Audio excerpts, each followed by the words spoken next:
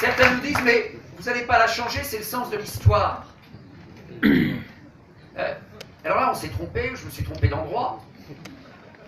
C'est un peu comme notre affaire sur les marques. Je ne me suis pas engagé en politique pour vendre une marque. J'aurais peut-être pu mener une carrière d'ingénieur à construire des choses. Mon point de vue, c'est mieux que de vendre des marques, mais il y a un métier pour chacun. C'est affaire de vocation des uns et des autres, et je respecte toutes les vocations. Je me suis engagé en politique parce qu'avec vous, militants, nous avons envie de construire l'histoire. Nous avons envie de rendre le monde meilleur, et nous ne sommes pas en politique pour subir un supposé sens de l'histoire.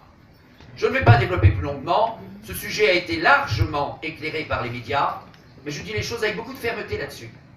Je pense que ce sujet est emblématique et révélateur de beaucoup, parce que si sur des enjeux qui ont mobilisé tant de convictions chez nous, tant d'engagement, tant d'ardeur, tant de débats parlementaires, il suffit d'un peu de temps pour que nous oublions. Et bien alors qu'est-ce qu'on vaut? Alors en effet, les grands mots, les grandes idées, les grands slogans qu'on donne au moment des élections ne valent rien. Tout simplement parce que les grands mots, les grandes idées, les grandes convictions qu'on aura énoncées pendant le mandat où on est dans l'opposition n'auront rien valu, tout simplement 2 ans, 3 ans, 4 ans après. Je suis conscient, bien sûr, et là votre rôle est essentiel, que ces grandes idées ne suffisent pas. Je vous le redis, ces grandes idées ne font pas perdre des voix, elles en font gagner. Elles en font gagner parce qu'elles disent notre volonté. Et qu'en France, en réalité, c'est pas de trop d'audace qu'on souffre, c'est pas assez d'audace. C'est pas de trop de volonté, c'est pas assez de volonté. Mais il faut la mettre en œuvre. Et la mise en œuvre de ces idées est essentielle. La mise en œuvre de ces idées, c'est le travail qu'il faut dérouler avec vous.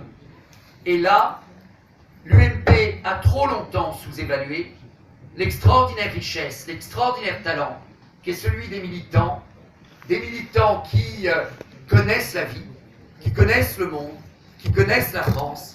Et nous devons nous organiser au sein du parti pour qu'un projet fort, un projet vigoureux, soit ensuite enrichi par tout ce que les militants apportent sur ces modalités opératoires. Et puis enfin,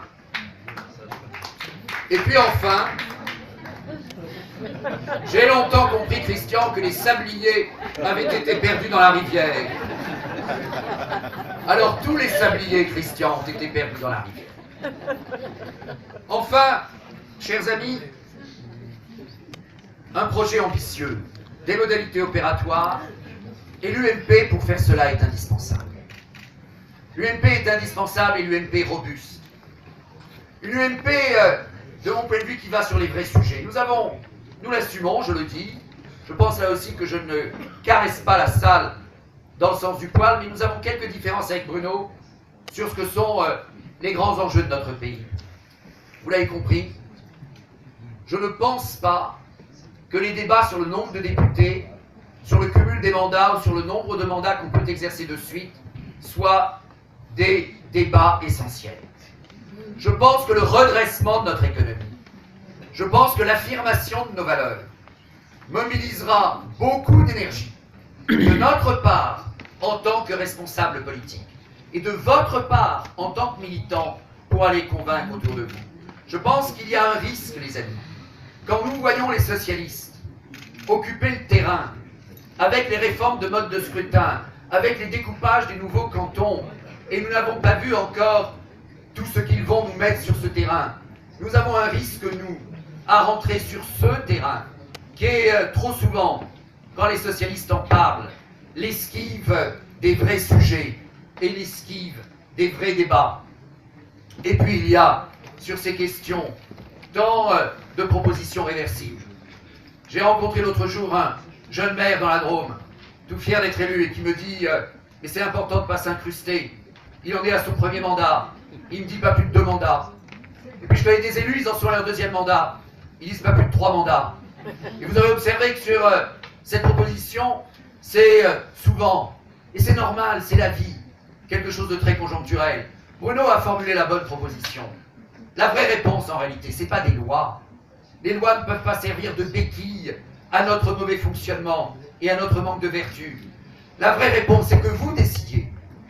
Si vous trouvez que le maire d'Aix-en-Provence est excellente et que vous avez envie de la garder pendant 5 mandats, qui sommes-nous pour vous dire que vous n'en auriez pas le droit? Et si vous trouvez que Christian est excellent, qui sommes-nous pour l'empêcher d'être réélu à la fin de son deuxième mandat?